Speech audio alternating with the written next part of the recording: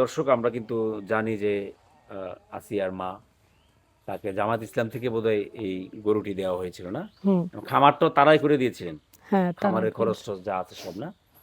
আচ্ছা, এখন গরুটার কি অবস্থা আসলে একটু যদি বলতেন আমাকে। গরু ওই যে আছে, কাবু হয়ে গেছে, ধরে না না আমি নিজেই পাচ্ছি না খাবার, তাহলে আর কি করে খাবার কিনে দেবো? কাবু হয়ে গেছে। আর একটা ধরেন উন্ডাই অসুস্থ হয়েছিল, বিক্রি করে ওনাদের কাছে এই টাকা মাকা রয়েছে। কোনটা বিক্রি করছিলেন? পাশে একটা দিছিল সেইটা। আর ওইটা বিক্রি হয়েছে? হুম। চলতে পারতেছেন না তো একেবারে? না, টাকা ওনাদের কাছে রয়েছে। ধরেন অনেক কাবু হয়ে গেছে, তো খাবার ঠিক মতো দিতে পারিনি। 1,000 বিচেলের দাম প্রায় 7,000 টাকা। 1,000 কি? 6,000, 7,000 বিচেলের দাম।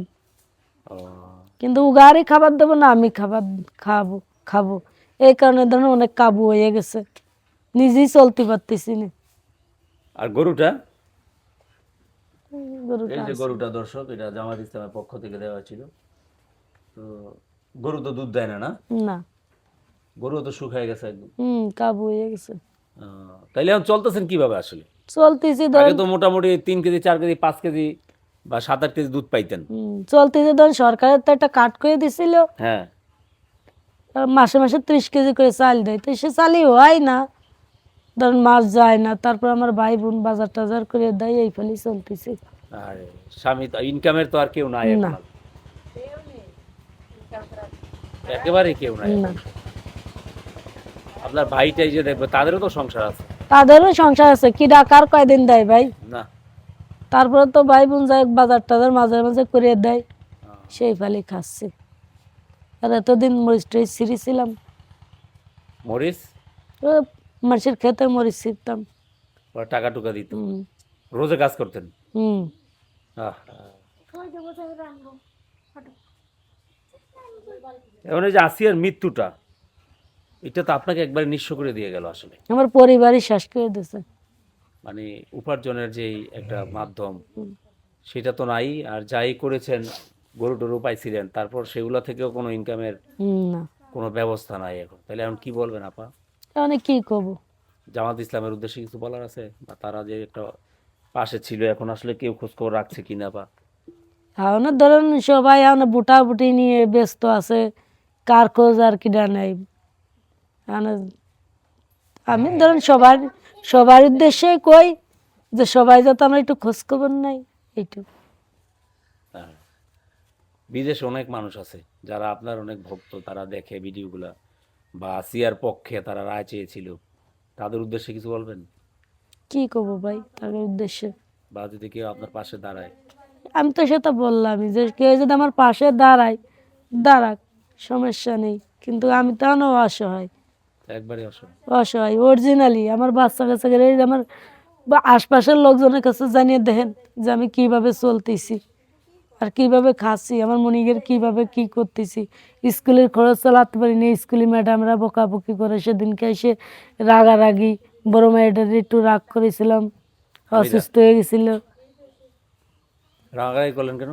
ও যে খরচ চালাতে না এসে চাইছিল, ম্যাডামরা বকাবকি করেছিল। ও, মানে আমি কি করব ভাই, আমি তো আর ইনকাম করতে পারি না। ওর খরচ চালাতে পারেন না মানে? অর্থাৎ খাইতেই তো পার না, হ্যাঁ, যে ওগারা খরচ অনেক কিভাবে গাইড চালাবেন? কিনবো, ওগার স্কুলের বেতন দেবো, পরীক্ষার ফি দেবো, সে সামর্থ্য না আমার ভাই নাই। তা মনে হয় মনেও আর মনে হয় স্কুলে যাবেন টেবেন না। হামিদা। হ্যাঁ, কিভাবে আমি পড়ালেখা করবো? ওই সময় তো সবাই কইছিল যে এসএসসি পাস করাই দেন, খরচ চালাবা না। কিন্তু সে সামর্থ্য না আমার নেই। এখন যে গরুরা দুধ দিচ্ছে না, তাইলে এটা কি বেচে বিক্রি করে দিবেন, না না, এভাবে থাকবে? থাক, গভীর হয়েছে আবার। হবে। হুম। আচ্ছা আচ্ছা আচ্ছা। আর বিয়ে হবে না? হুম। ও, আচ্ছা, তাইলে কয়দিন লাগবে মিনিমাম? আরো 4 মাস লাগবে। এই 4 মাস আপনারই তো খাওয়াইতে হবে, খরচও আছে অনেক কিছু। ঘাস টাস পাওয়া যায় আশপাশে? আছে। হ্যাঁ। মানুষের বুঝতে ঘাস তুলতে তো রাগই করে। রাগ করে আসলে। গরু পালতে হলে কিন্তু একজন পুরুষ মানুষ দরকার, হুম। মেয়ে মানুষ তো আমার আসলে দ্বারাই অসম্ভব। একেবারে সম্ভব না। তাহলে এখন কি বলবো আসলে, আপনাকে বলার কিছু নাই মানে। এদিকে আপনার শ্বশুর বাড়ির সম্পদ টম্পদ বা ক্ষেত না, খামার না, আমার শ্বশুর কিচ্ছু বাড়ির নাই, না? সম্পদ নেই। কোনো ক্ষেত খামার নাই আপনাদের কোনো কিছু? বা না। চাষাবাদ না। করেন? আর যদুবা যে মনির আব্বু ভালো থাকতেই মানে এমনি গিরফি রাহা ছিল, সেই সব টাকা দিয়ে যে চলেছি এতদিন।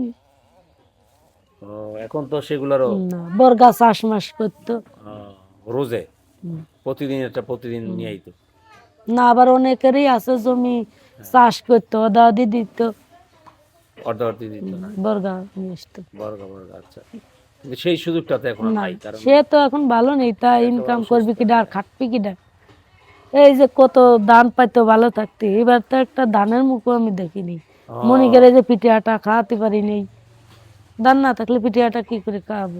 আর এই যে শীত যাচ্ছে, তারপর সেদিনকে একজনের কাছ থেকে কটা চাল নিয়ে, আমার এক বোনের কাছ থেকে কটা চাল নিয়ে শৈবরাতে রুটি বানাইয়ে আসিয়ার জন্য পোলাপানের আনিয়ে খাওয়াটা এ দোয়া করাই নিছি।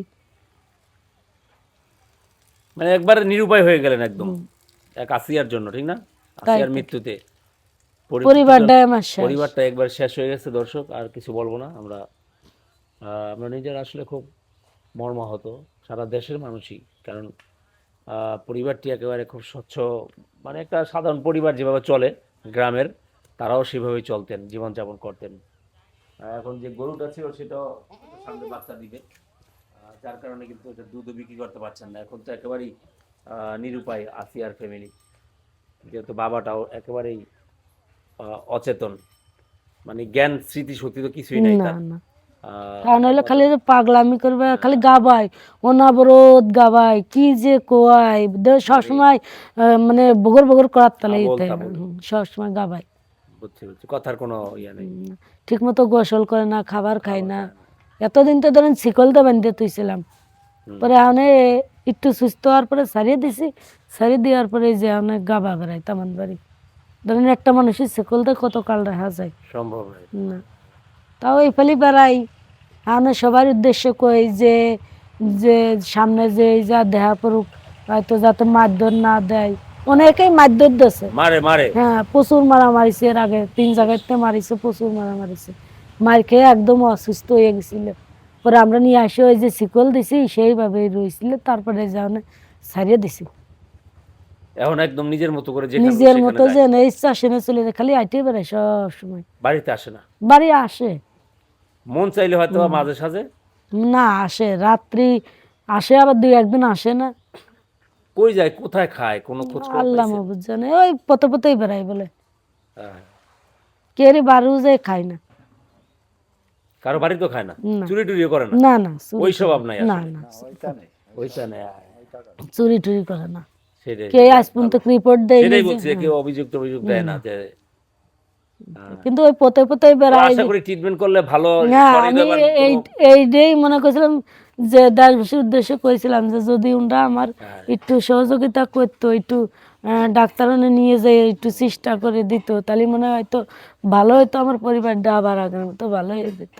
যাই হোক, আমার পক্ষ থেকে আমি বলবো যে আসলে অনেক প্রবাসী বড় ভাইয়েরা আছে, আমাদের চ্যানেল দেখেন, এই পরিবারের পাশে যদি একটু দাঁড়ান, বা তার বাবার একটি সুচিকিৎসা যেন যদি কেউ করে দেন, আসলে এটা কিন্তু এক প্রকার ভিক্ষা না, এটা একটা সাহায্য, জাস্ট পাশে দাঁড়ানো। হ্যাঁ, যদি দাঁড়ান, এটা একটা সহানুভূতি বা ভালোবাসার পক্ষ থেকে যদি কেউ তাদের পাশে দাঁড়ান, এবং তার বাবার যদি আসিয়ার বাবার চিকিৎসাটা যেন এই যে মেন্টাল হসপিটাল যেটা হয়তো পাবনাতে রয়েছে, হ্যাঁ, হ্যাঁ, সেখানে যদি অনেকেই কয় ওই নিয়ে জন্য। যাওয়া যায়, তাহলে যদি কেউ একটু দায়িত্ব নেন, আমাদেরকে জানাবেন প্লিজ, কমেন্টস করে জানাবেন। আমরা আসিয়ার মার নাম্বারটা দিয়ে দেবো আপনাদেরকে, আপনারা যোগাযোগ করবেন তার সাথে। যাই হোক আপা, থ্যাংক ইউ। আচ্ছা।